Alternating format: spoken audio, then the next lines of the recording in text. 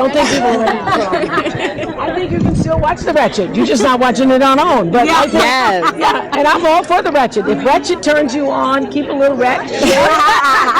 Keep a little wretched. Hey, keep a little wretched in your life. Yeah. If that's, you know, so I think you need ratchet balance. Yeah. So one of the things I wanted to do with the show is to have it be fun and entertaining, but also have a message, so that at the end of an episode, you don't say to yourself, what's that for? Right. What did I give up my time for that for?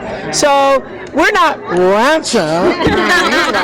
Right. Yes. I'm loving but we're styling. We're doing all right. I'm loving the mix of Maya Angelou and Indy Ari in your character. That's safe to say? It's a little bit. All right. A little bit. Biggest risk you were able to take as an actress? Well, the biggest risk I'm able to take as an actress is actually coming up in an episode with, I wouldn't say it's the biggest, actually, but a really huge risk for me is, you know, I don't have a lot of anger.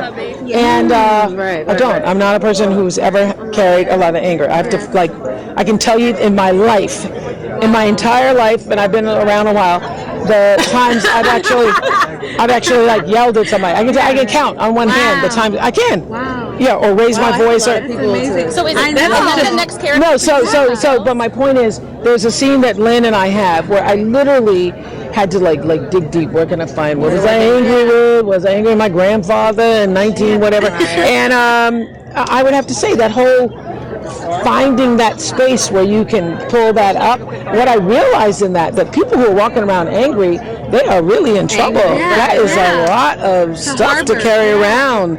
I had such a headache afterwards. I did. I'm not kidding. But the thing that's actually the most challenging thing I think I will ever, no, that wasn't that challenging. You just have to go dig deep. The most challenging thing I'm going to have to do is coming up, I'm working with George Wolfe on The Immortal Life of Henrietta Lacks. You know what that is? You should. Okay, you should know what that is. It's a book written by Rebecca Skloot.